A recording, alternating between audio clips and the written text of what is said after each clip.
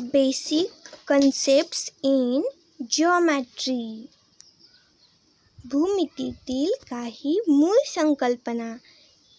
Problem set 1.1 हा आपण आज पाहणार आहोत. पहिला प्रश्न काय दिलाय? Find the distances with the help of the number line given below.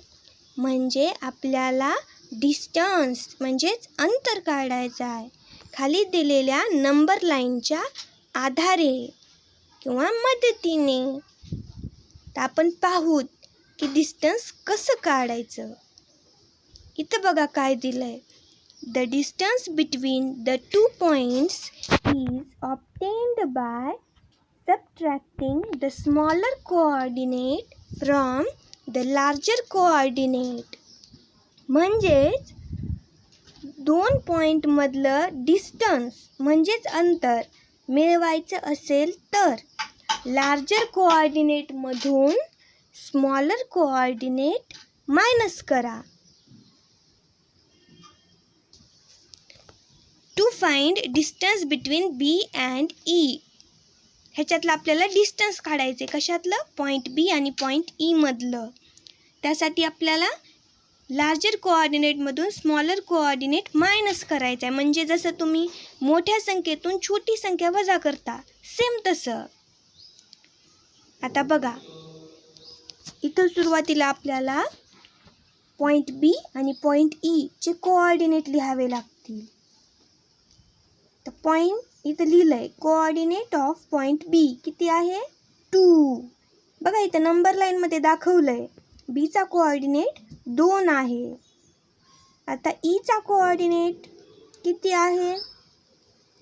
Icha coordinate दाखवलाय 5. आता मला सांगा 2 मोठे का 5 मोठे? 5 इज ग्रेटर दॅन 2. आता मोठ्या संख्येतून छोटी संख्या वजा करायची म्हणजेच डिस्टन्स काढायचं. मग लिहा distance between B and E is equals to 5 minus 2. किती होतात 5 - 2? 5 मधून 2 गेले किती राहिले? 3. मग लिहा distance between point B and point E is equals to 3. किती सोपं आहे. मोठ्या संख्येतून छोटी संख्या वजा करायची. नंबर लाईनमध्ये त्याच्या कोऑर्डिनेट्स दिलेले असतात ते पाहायचे. आता दुसरा प्रश्न बघा. आता distance between point J and point A काढायचं आहे.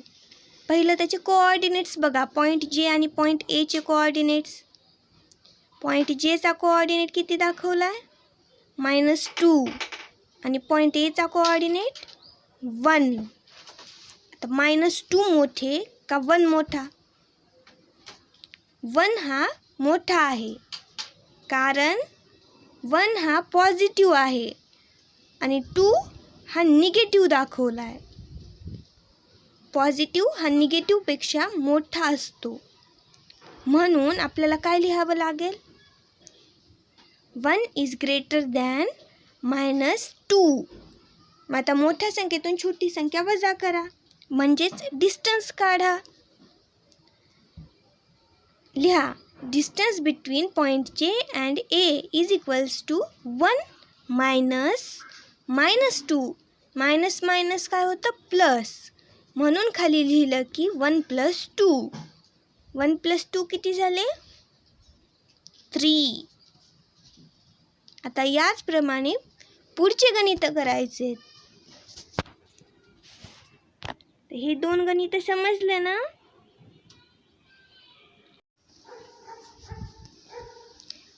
थँक्यू. मुलांनो व्हिडिओ आवडला असेल तर चॅनलला लाईक करा, शेअर करा, सबस्क्राईब करा आणि कमेंट करायला विसरू नका.